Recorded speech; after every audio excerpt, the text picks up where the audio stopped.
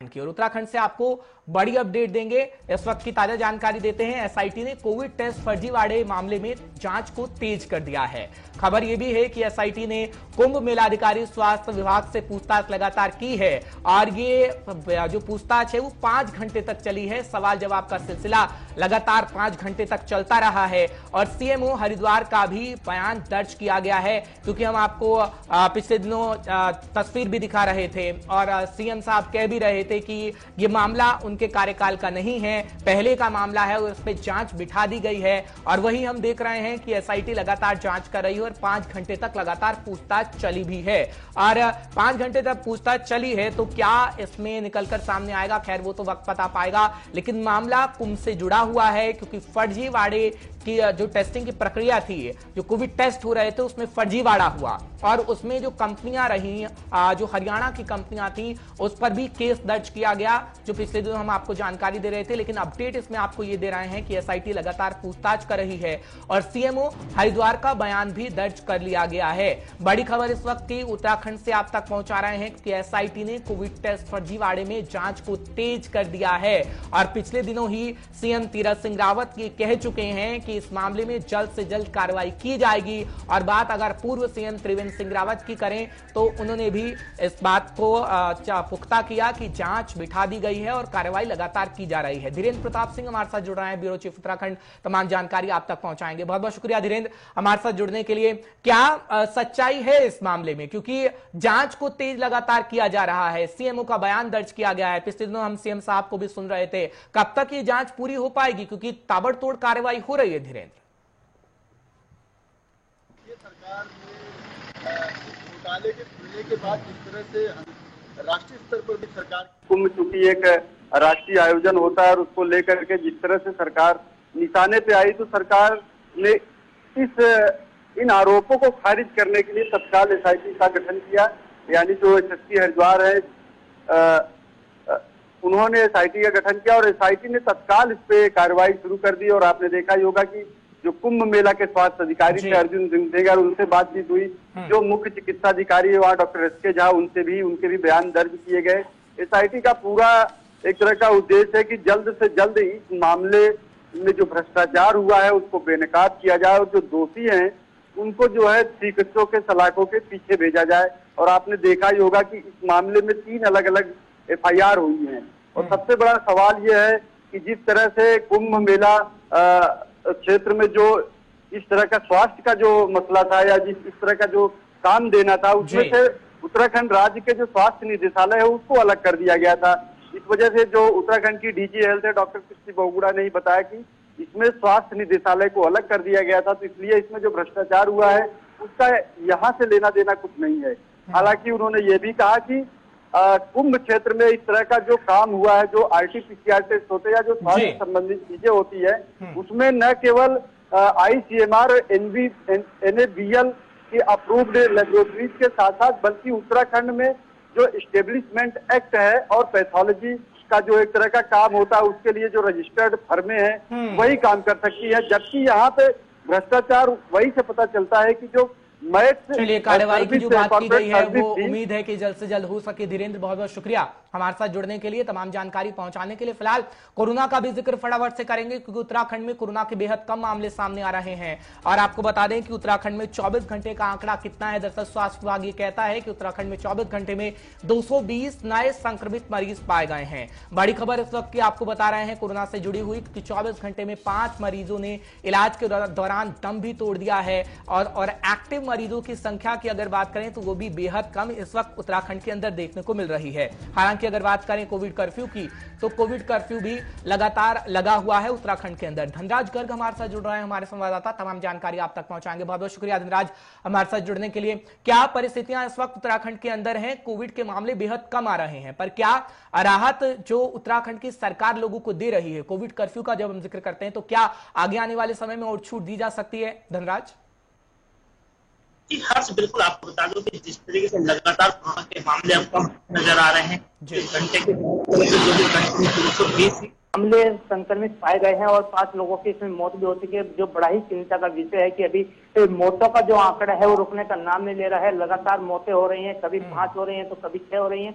लेकिन एक राहत जरूर है कि जो मौतों का आंकड़ा है वो भी कम हुआ है और जो संक्रमित मरीजों का आंकड़ा है वो भी कम हुआ है। तो एक राहत वाली बात जरूर है, लेकिन सरकार अभी भी सतर्क बनी हुई है। तीसरी लहर की बात करें तो तीसरी लहर के जो अंदाजा जताया जा रहा है उसको लेकर भी सरकार लगातार कदम उठा रही है कि तमाम जिस तरीके से कोरोना कर्फ्यू की बात करें तो कोरोना कर्फ्यू 22 तारीख तक बढ़ाया गया था, लेकिन अब सूत्रों के हवाले से खबर मिल रही है कि कहीं ना कहीं कर्फ्यू को आगे एक हफ्ते के लिए और बढ़ाया जा सकता है। जी लेकिन धनराज, चर्चा ये भी चल रही है कि आज पूरे निर्देश दे दिए जाएंगे और जो लगातार ये बात चल रही थी कि चारधाम यात्रा को भी खोला जाएगा, तो क्या ऐसा वाकई हो सकता है? जो समीक्षा बैठक चल रही है कोरोना को लेकर, चारधाम यात्रा को लेकर, तो आज कोई निर्णय लिया जा सकता है? क्योंकि 22 तारीख तक कोविड कर्फ्यू का ऐलान कर दिया गया था। आगे क्या चारधाम यात्रा को फैसला लेगी सरकार उसको लेकर?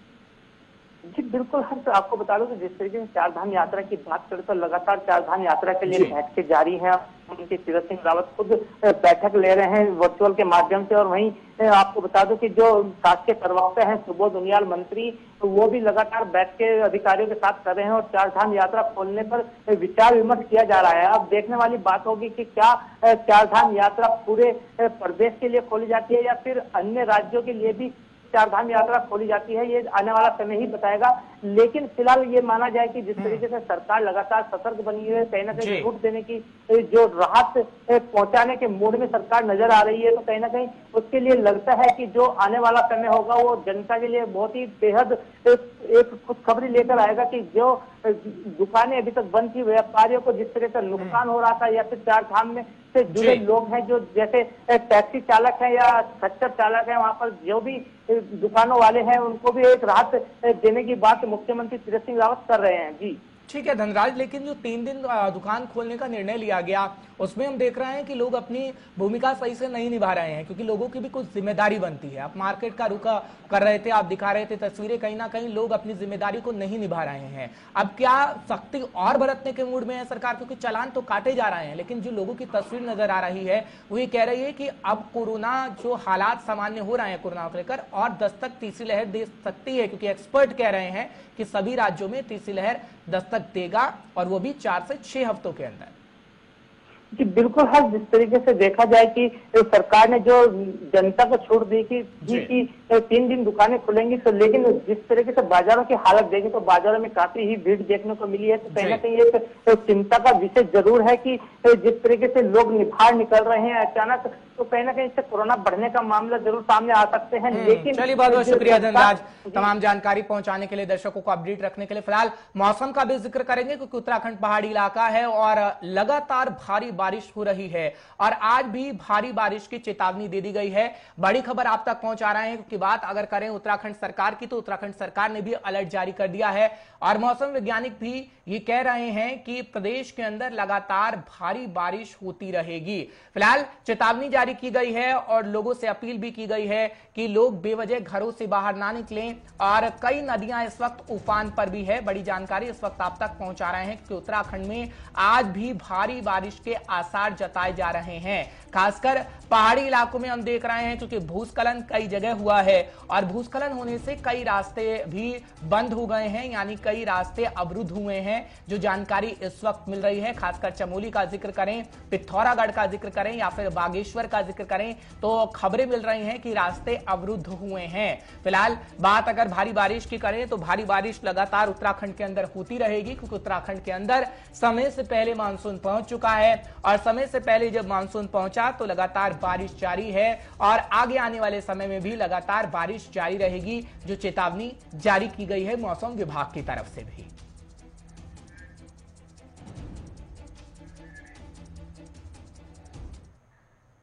चलिए अब जिक्र करेंगे गंगा दशहरा का, क्योंकि हरिद्वार के अंदर लोगों की भीड़ कोरोना काल में उमड़ रही है और सरकार से अपील है, सरकार अपील लगातार कर रही है, प्रशासन अपील लगातार कर रहा है कि सांकेतिक स्नान किया जाए। फिलहाल हरिद्वार में गंगा दशहरा स्नान के लिए लोग आ रहे हैं काफी संख्या में और प्रशासन ने सांकेतिक स्नान की अपील दरअसल लोगों से की है, लेकिन कई राज्यों से लोगों का आना पहुंच रहा है। जो आप तस्वीरें देख रहे हैं ट्रैफिक व्यवस्था की है, क्योंकि लोग काफी संख्या संख्या में आ रहे हैं और उन्हें वापस भी भेजा जा रहा है, जो जानकारी इस वक्त मिल रही है। क्योंकि हरिद्वार के अंदर स्नान के लिए लोग आ रहे हैं, गंगा दशहरा पर स्नान दान का बेहद महत्व माना जाता है, इसलिए हरिद्वार के अंदर इस वक्त लोग आ रहे हैं, लेकिन उन्हें वहीं पर रोका जा रहा है। चंचल तोमर हमारे साथ जुड़ रहे हैं, हमारे संवाददाता। चंचल, क्या जानकारी आपको मिल रही है? क्या जो लोग आ रहे हैं उत्तराखंड के अंदर, उन्हें वापस भेजने का सिलसिला लगातार जारी है? जिस तरीके से हम कोविड के दौरान देख रहे थे, हालांकि अब हालात धीरे धीरे सामान्य हो रहे हैं,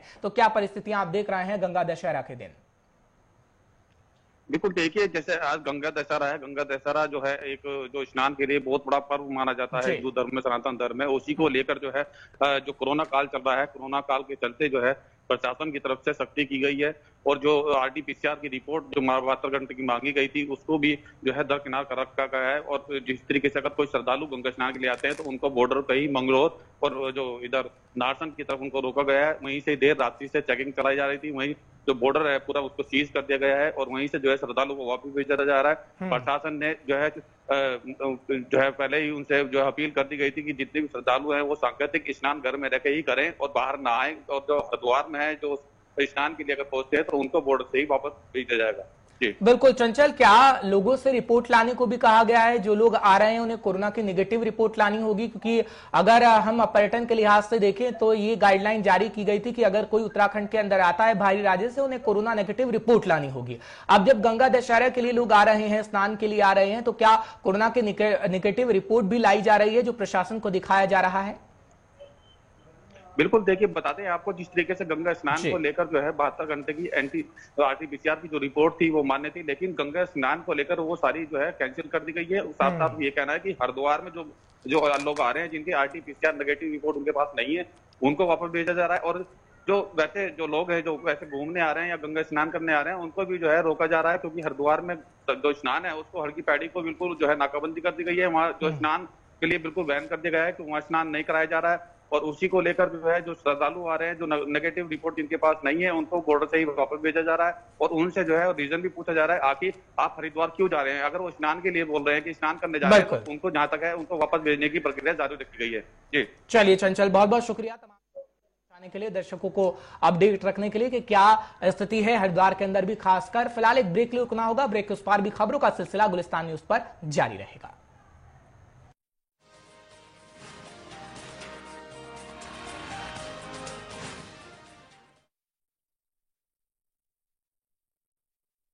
और उसी को लेकर जो है जो श्रद्धालु आ रहे हैं जो नेगेटिव रिपोर्ट जिनके पास नहीं है, उनको बॉर्डर से ही वापस भेजा जा रहा है और उनसे जो है रीजन भी पूछा जा रहा है आखिर आप हरिद्वार क्यों जा रहे हैं। अगर वो स्नान के लिए बोल रहे हैं कि स्नान करने जा रहे हैं तो उनको जहां तक है उनको वापस भेजने की प्रक्रिया जारी रखी गई है। जी चलिए चंचल, बहुत बहुत शुक्रिया तमाम के लिए, दर्शकों को अपडेट रखने के लिए कि क्या स्थिति है हरिद्वार के अंदर भी। खासकर फिलहाल